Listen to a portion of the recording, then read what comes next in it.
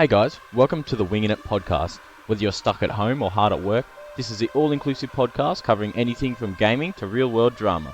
If you would like to catch up on previous episodes or get sneak peeks into future podcasts, find us on Facebook or YouTube. Just search for the Wingin It Podcast. Sit back and enjoy.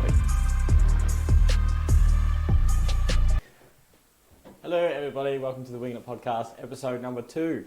As promised, I have actually improved my setup. I now have these little clip-on microphones, so I don't have to sit in front of you guys with a headset. I have my first visitor today, without any further ado. It's Morgan LeBrun. So I met Morgan at work. So this episode is going to be all about mining and how I got into it, and also, you know, the background that Morgan's come from, and also a little bit about her family name and where it comes from. So why don't you tell everyone a little bit about yourself and how you got into mining, where it all started from? Really, my dad's been in mining for over 30 years. I don't even think he started out on a truck. So bogger, single boom jumbo, twin boom, air legger, all that kind of stuff. Growing up, never really understood what he was talking about, as I didn't start my mining career till I was 31.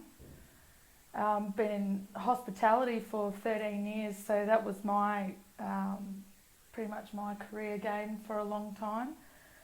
But so mining's been a part of my family. My sister started mining at 19. She was an underground geo, didn't really like underground, so she's been on the surface ever since. Worked for heaps of companies over the years, but she's currently out at Froggies Evolution. Yeah, Frog's Legs. Yeah, old Froggies. Yeah.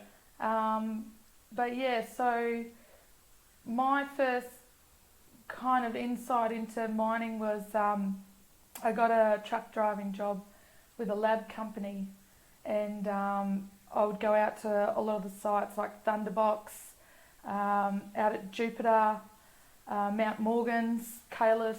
I don't even know if Kalis is still running. Imperial Majestic. I would go out to Frog's Legs as well. It was a great job, and just seeing all those mining people and looking at all those pits and those trucks, I thought, far out, you know, like how do I get in there, you know? You saw all the machines and thought, yeah, that's what I want to do. Oh yeah, just operating, and I just thought, yeah, that'd be something really cool to do. Yeah.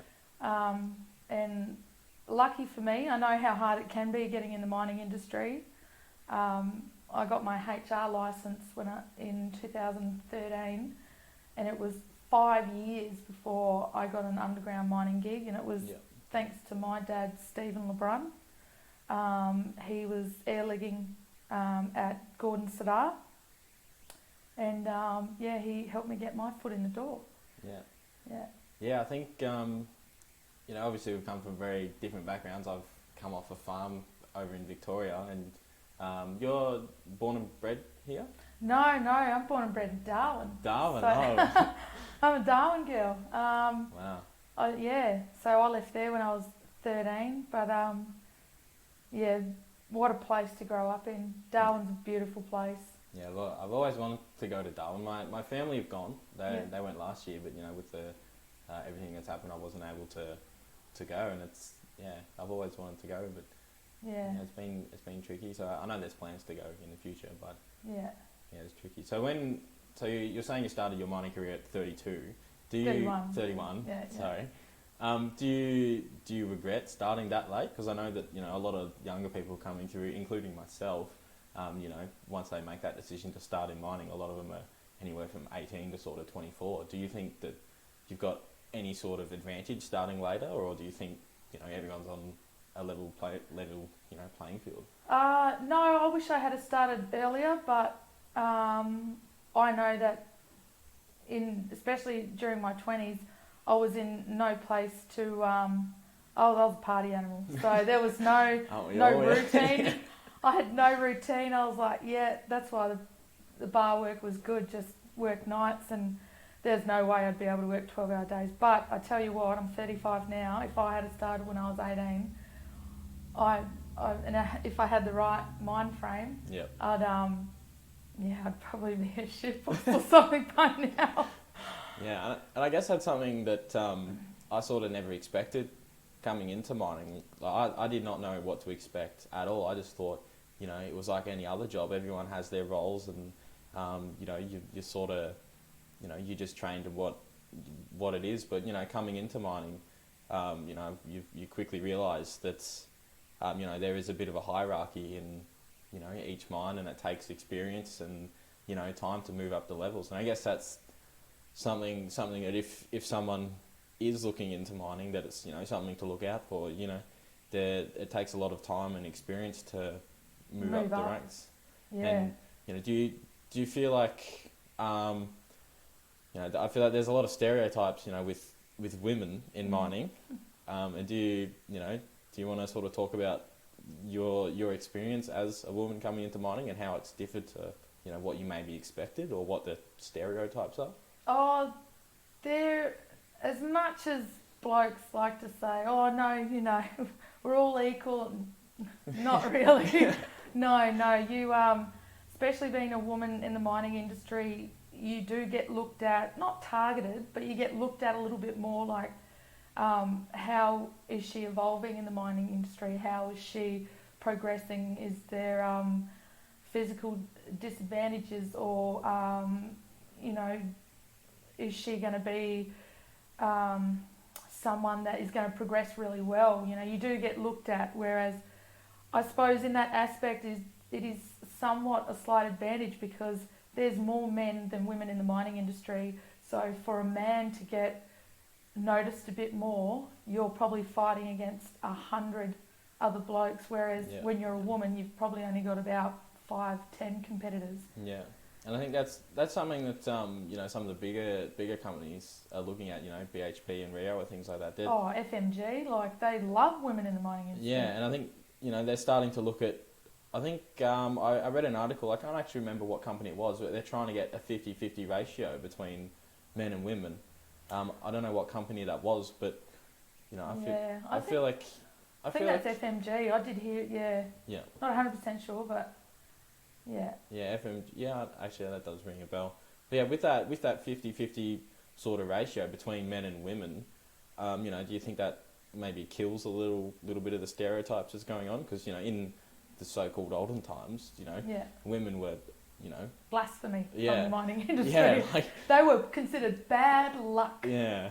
So I think it's good that bringing women into mining, and especially now there's a lot more of them coming in, and I feel like getting that so-called diversity. Everyone has their own set of skills, and I feel like pushing someone away because they're women, they could be more more skilled for the role than some of the men that we've hired. But I know. Yeah, certainly when I was nippering, I did have Matt Gorfin, turn around to me one day, and I thought, I was like, oh look, sorry, I'm not. Doubting yourself and, putting myself down. Oh, sorry, I'm not as good. And he goes, are you kidding me? You're better than half the nippers that I've had,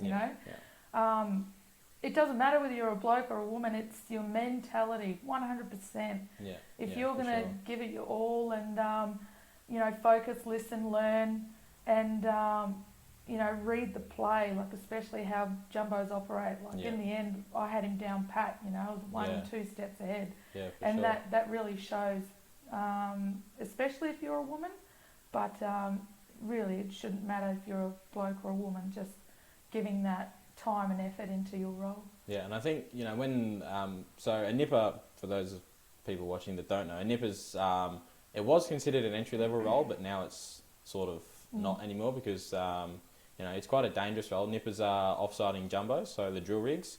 It's a lot of physical work, working in the heat, always out, moving things, heavy lifting and things like that. So, when nippers come in, they're considered green, so like new to mining. Greenhorn or, a greenie is something that is in all industries. I know, greenhorns are like on a boat there. Yeah, fresh off the boat. Yeah. Brand new, never been underground, don't know what you're doing. So nippers coming in, yeah, a lot of them were hurting themselves, including myself. They were the highest injuries Yeah, with stats, nippers, especially green ones. yeah, for sure. Yeah. Yeah, I mean, it all comes down to, that's when we're talking about earlier on with a bit of experience, which is why they've moved nippers up to, you know, a little bit further down the progression line, because, you know, once you have that experience, you know what underground is, you know, and how it all works and how the whole system works, then, you know, they're less likely to hurt themselves. Oh, that's right. Well, when you're in a truck, you get to know the mine, you get to know the levels, you get to know the people. Yeah, for sure. You know, and that kind of eases your comfortability with being in a whole new industry, all new people. Yeah. You develop relationships, friendships. So I think when you're a nipper, you just kind of, well, you just solitude to yourself, because you don't work with anyone else but yourself.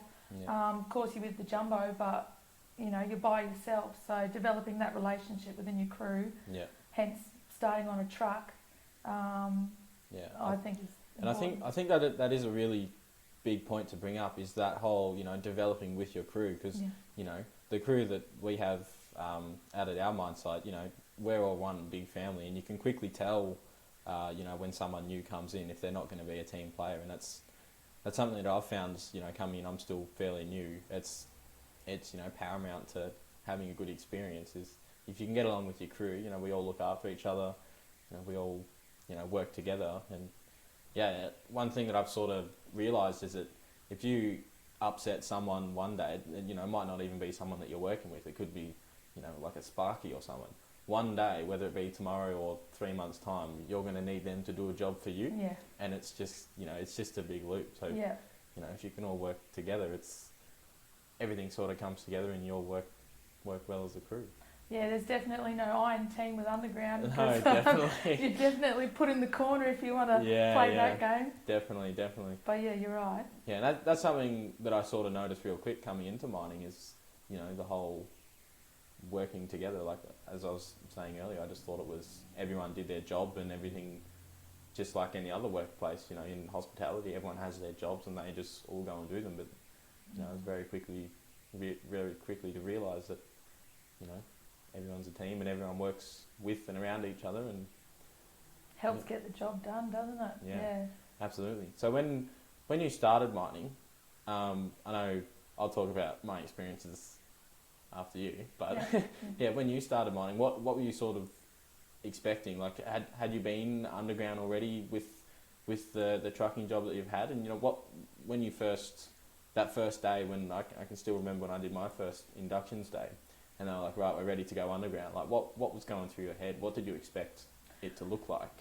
Well, obviously, listening to my dad talk over the years, I kind of knew that there was a little hole in a great bigger hole that leads you underground, kind of like a bit of a ant tunnel underground. But it was for FMR. I was at Gordon Sadar, and first they take you down the LV, you know, see how you go. And I remember coming up to the portal and my heart started racing, and I'm like, oh my gosh, am I gonna, you know, like, is this gonna be it? Am I gonna love it? And then I'm like, you know, starting to get all heated up, and then as soon as we went through that portal, I just went, fuck yeah. And I'm looking around, I'm like, this is cool as, kind of like Alice in Wonderland, like falling through that tunnel, like, yeah, definitely, just, you know, just keep going. And I just wanted to look at everything, and we were stopping everywhere, and I must have annoyed the crap out of the safety and training officer with 100 questions, like, oh, what's that? What? And he's like, whoa, you'll be in a truck, you don't need to learn that right now.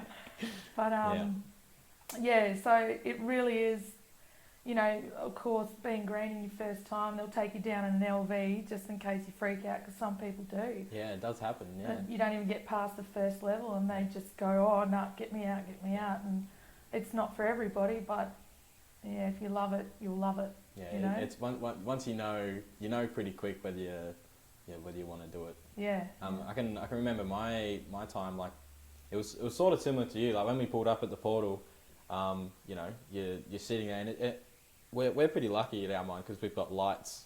But, you know, I'm assuming at other mine sites it's just dark, and, you know, obviously it is dark underground. But, you know, that whole time, even when I was in Victoria, going through the whole, you know, getting the job and doing all my, you know, like all my medicals, and then, you know, moving over here, I never really sat down and thought, what's underground going to be like? Like, I thought it was going to be dark, but nothing can prepare you for what it is down there. And I say that not trying to scare people off that are trying to get into mining, but nothing can prepare you for what's down there. It's not, I don't think it's a scary place. It can be at some points because, you know, things happen, but you know, at the end of the day, it is a hole, and the earth does move and make noises and spits out rock. Things do happen, but nothing really prepared me. So once we first went down, the first 3 or 4 levels, I was a little bit apprehensive. I didn't really I didn't hate it, but I was thinking it was more of a like, oh, is this what it's like? Because I didn't really know how to mentally prepare. So, you know, driving down and even like seeing the services up in the shoulder of the decline, I was like, oh yeah, well that makes sense because they have to, you know, I didn't envision that like being up there. So then, you know, going further down and having a look around, and even like the size of the workshop that we have down there, it was a whole other experience. And then, you know, very quickly I loved it. And you know, it's a real good feeling, you know, going into the hole and coming out at the end of the day, you know. Yeah, what you've achieved, what you've learnt, Yeah, it's definitely something different to being out on the farm. Well, they're lucky where we're at, you know. They've got an underground workshop because Gordon set up. No toilets, no workshop. Everything's just a hole, and there's no mechanics will really, unless they, you know, come down from the surface. So when I started out at KB, I just went, oh my God, there's toilets underground. But being a girl, you know, like we can't just, you know, go into a corner or go against the wall. And that's probably a difficult part. You got to be prepared for that. Like, that's, you know, that's a part of the whole experience, isn't it? All the little things that you don't think about, like, you know, where do you go to the toilet? You know, things like that. Like, you can't just, it's not just, you know, can't just go and hide behind a tree or anything. It's little things. That mean a lot. Yeah, but I think the biggest sort of, I don't even know whether I've talked to you about this outside of this recording. The biggest sort of realization, or let's say experience, that I had underground was, you know, when you are nipping, you get, if you're a good nipper, you get a lot of downtime. You can, you know, be ahead of yourself, and you know, sometimes you have time to, in the back of a level when it's quiet and dark, you can just turn the ute off, turn all the lights off, and just sit. And I was, well, I'd been in caves before, like, you know, you go and look at the crystal caves, or, you know, you go through a bit of a tour in school or something like that, you know. Yeah. But I was blown away at how dark it is. Like, when you have no lights on, no nothing, you can sit there for half an hour or 6 hours. Your eyes don't adjust. Because, like, when you walk into a dark room, like, of your house, your eyes eventually adjust, obviously, because there's a bit of light coming in. Yeah. Like, there is no light down there at all. It's nothing. Yeah. Like, you can't see your hand in front of your face. And that was, I don't know whether I really loved it, but in the same sense, I was like, you know, this is really cool. Like, we're down here sometimes up to, you know, 1 kilometre underground. Yeah. Like, and, you know, you're there in the hole. Like, by yourself. Yeah, all alone. Yeah, it's definitely not a place you want to be if you're scared of the dark, because you know, it's can be quite frightening. Even just like driving through the levels, if your lights get dirty or on your ute, like, you can't see, you're just driving through a dark tunnel. It's quite dim. Yeah, it's definitely not for anyone. But that's not to shy away if anyone watching this wants to get in the mines. It's very rewarding. Yeah, both with money and friendship. Money, yes.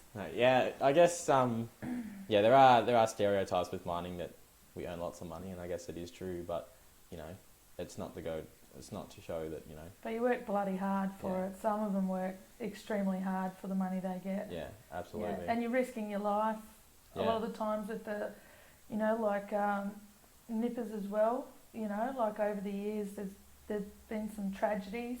Yeah, definitely. And bogger ops, over the years there've been some tragedies. So I suppose earning that amount of money, doesn't give you a sense of security, but just kind of makes you feel like it's worth it a bit. Yeah, definitely. Especially if you've got families, blokes with their families.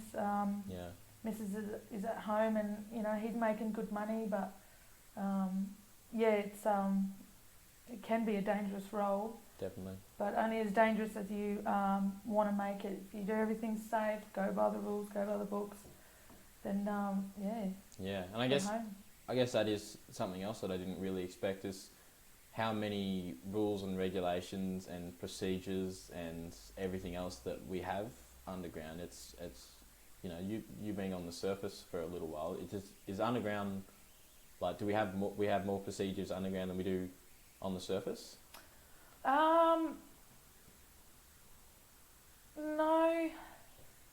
Actually, probably because on the surface you're not doing physical roles, so there's not that added rules and procedures, as you say. Like, surface is a very different world than underground.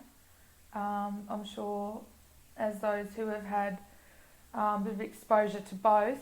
I got a short time of exposure to open pit. Didn't really enjoy it. Kind of realised that underground was where my heart was at. So, but yeah, it is a lot different. Yeah. And I think some people are like completely opposite. They, as we were saying earlier, they get down to that first level or second level and it's like, no, this isn't for me. But they still want to be in mining. So surface is that way to go. Yeah. But I mean, if you're afraid of heights and don't like looking down the side of a pit wall, then maybe not the place for you. There's you don't have to operate machinery or do physical work. There's the geos, there's the engineers. If you want to get a degree and stuff like that. There's the core yard. There's milling. Even though that's a lot of chemicals and stuff like that. But there's heaps of different avenues in the mining. If you don't want to do anything physical or too stressful, you can still make the big bucks. Yeah, and just do something else. Yeah. So, now that both of us have gone through the whole recruitment phase, so to speak. We're signed over and been mining for a little while. You've had a couple more years than me. What advice would you give to someone not necessarily fresh out of high school, but say what I did? I was 20, 21 when I decided, I want to give mining a crack. What advice would you give to someone that had never, had never had that exposure to mining before? What would you tell them to, how would you tell them to prepare? And like if they've already got in and they're preparing to start the role, or if they're trying to get into the role. Just both, yeah. Just if one day, like for instance, if I woke up one day and said, right, I wanna do mining, which is kind of what happens, but if I woke up one day, say the son, he woke up one day and he said I want to go mining, what advice would you give him, or for anyone? Tell him to give me his resume. No. Honestly, recruitment agencies are the easiest, unless you know someone, are the easiest way to get in. Any experience that you've had in working, teamwork, you got any operating skills or anything like that, really, really highlight that, all your positive attributes. But yeah, recruitment agencies are the easiest. I've helped mates, nephews get a couple of jobs, and one of them's still working out at EKJV, I think. Yeah. RHP or something like that. And that's how I started with premium mining. Yep. Good fun company. Yep. Met the bloke, Carrot, I think they call him. They call him Carrot. He was a lovely bloke. Met him at a footy match, and and premium mining. Geez, they were great. Gave me crib bag, jackets. Yeah. And they were helpful with the progression and contracts and everything like that. So. Yep. And even it was Spud's partner. That remember Spud? Yeah. Paul Nielsen, aka Spud. I didn't know, but his partner, she got me the job out at Canana Bell. Oh wow. Yeah. I didn't know that. Yeah. Well, I already had experience from Gordon Sadar. Oh, of course. So she said, Northern Star's screaming for experienced people, you know, because we get a lot of green people in, and you know, when you get someone with experience, they just want to snavel you up straight away. Yeah. Definitely. But and if you don't know anyone, you just keep ringing. You hound them. You hound the recruitment agencies. Definitely. Then they'll remember your name. They'll go, oh, for God's sake, can we just give this person a job because they're annoying me? Just get them off the list, you know. Yeah, for sure. But, I think that's where I was very lucky from, you know, the stories I hear from, you know, some of the people that we've got now. You know, they were trying for 6-8 months before they got a gig. Yeah. I think I was very lucky. I think I was trying solid for like a month, but it was maybe 2 months from when I first sent my first, you know, like application in, so to speak. But yeah, I was through KCA. Yep. And that's probably the best way to get in, if you are looking to get into it, is, you know, and I think an important thing to note is you don't necessarily have to have machinery experience or anything. Like you know, we've had people start out there that have, you know, come from nothing to do with machinery or anything. Like, you know, in the middle of the city, living in an apartment, and now they're mining. Like, you don't necessarily have to, you know, have those attributes. But, you know, I think, yeah, the best thing you can do is just keep hounding them. Like, I was the first month that I was applying, I was, you know, I put a few applications in here and there, and, you know, didn't even hear anything back. And then, you know, it got to the time where I was seriously like, you know, I need to get this job, or I want to get this job. So yeah, just keep ringing. And yeah, it was probably a month of every day, every couple of days on the phone to the same recruitment agency. You know, is there anything coming up, or is there anything you've got? And, you know, every day it was, you know, oh no, you know, we'll contact you when we got something. But yeah, as you were saying, they remember your name. And yeah. You know, I still remember from KCA, her name was Kiara. Yep. And yeah, she got me the job out at KB, and yeah, she was real nice. And yeah, same thing, gave me all my jacket, all my uniforms, crew bag, everything, and they were really good. But yeah, I think, yeah, if you are looking to get into mining, that's probably the biggest advice we can give. Recruitment agency. Yeah, just you know, anything like Premium Mining or KCA or what other ones are there? Well, you got high grade personnel. High grade personnel. You've got Acorn HR. I think they do mostly like TAs and surface kind of stuff. Yeah. I've never really known them to do. Oh, I think they're branching out a bit and doing a bit of underground roles and stuff like that. But you got core staff. You got a few others, eh? Yeah, I think that's so. For those of you watching that don't know, recruitment agencies, they're pretty well like the contacts to go to. So, for instance, for me, KCA, they're just a recruitment agency, and what you'll do is you go to them and say to them, you know, I want a job in underground. This is my CV or resume and everything, and pretty well they have contacts everywhere. They've got all the mine sites under their belt and everything. So the mine sites will directly go, or the companies will directly go to them and say, we need 2 people for this role, or, you know, whatever it may be. And then it's up to them to go and recruit. It just, you know, takes a bit of a burden off of the companies. They've got enough to worry about. Yeah.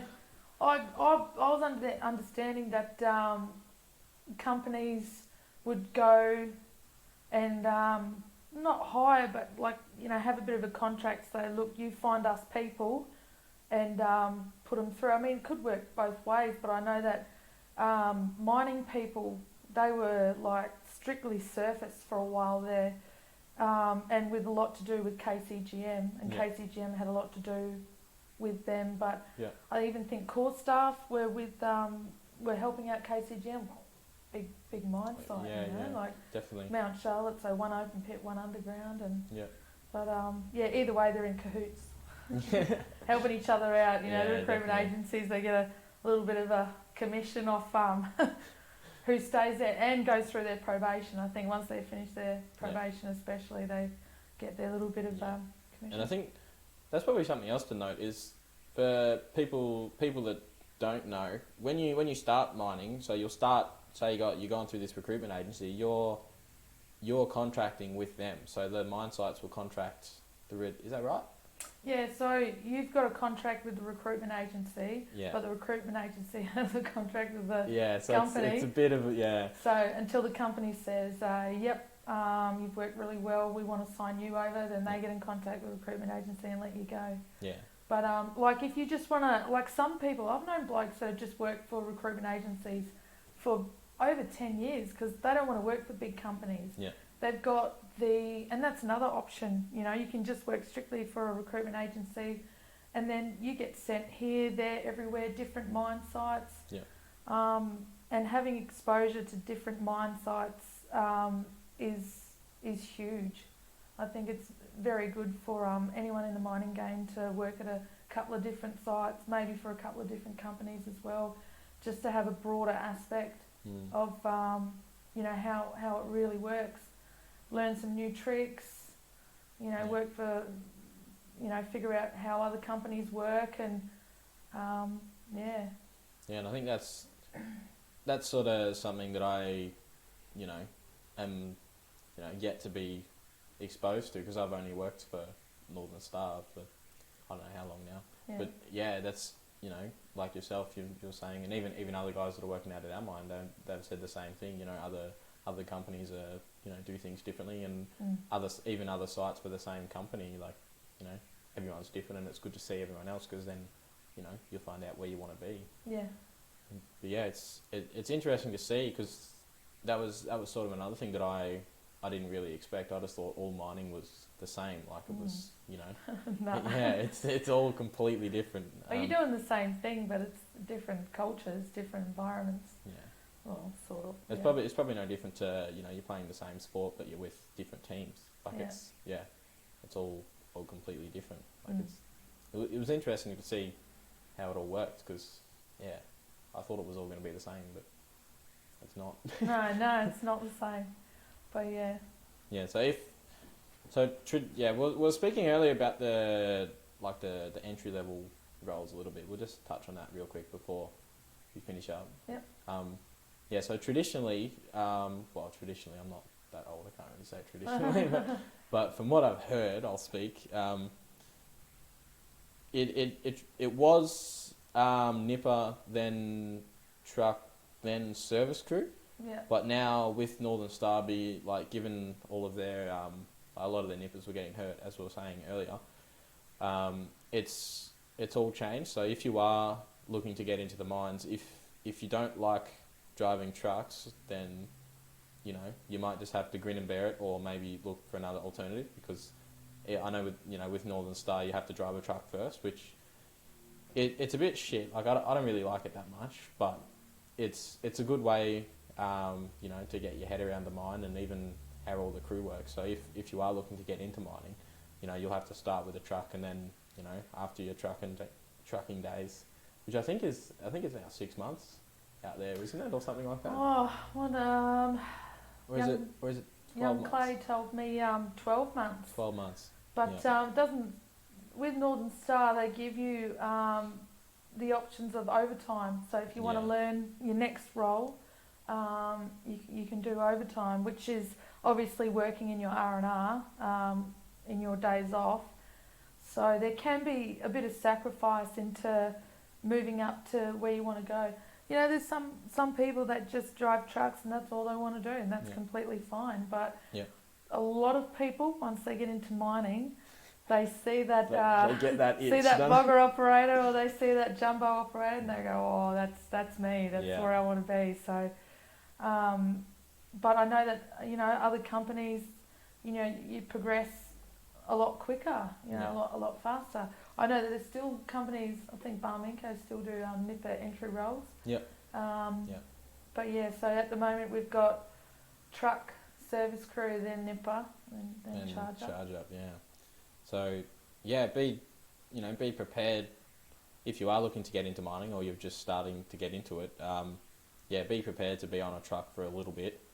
You know, I don't like it, but as you're saying, some people that's what they were born to do. We got a couple of blokes out of our mind that yeah, that's all they want to do. But yeah, it's a good way to be exposed to it, because then, you know, later on when you start to do those more physical roles, I think it's definitely a good thing, because then when you start to actually work with someone, like on service crew, you have a crew of 2, 3, sometimes even 4 people.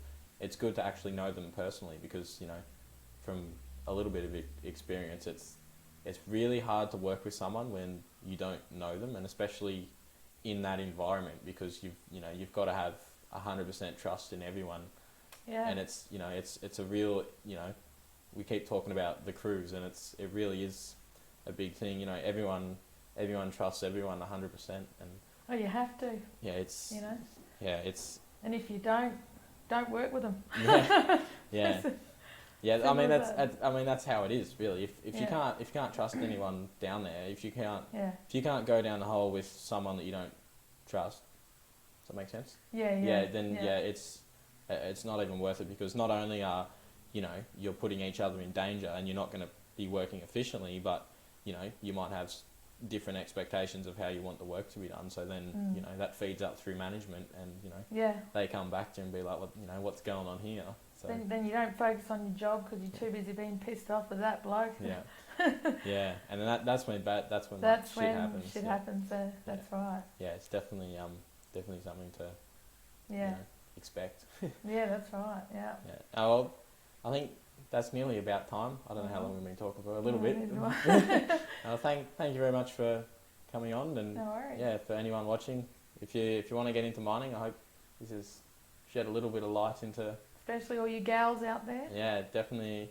If you're a woman and you're a little bit apprehensive, hopefully this is, you know, clear things up a little bit. But yeah. Thanks very much for listening and watching. If you are, check us out. If you're listening on YouTube, check us out on Facebook. Just search for the Wingin It Podcast, and if you're on Facebook, go to YouTube, search the Wingin It Podcast.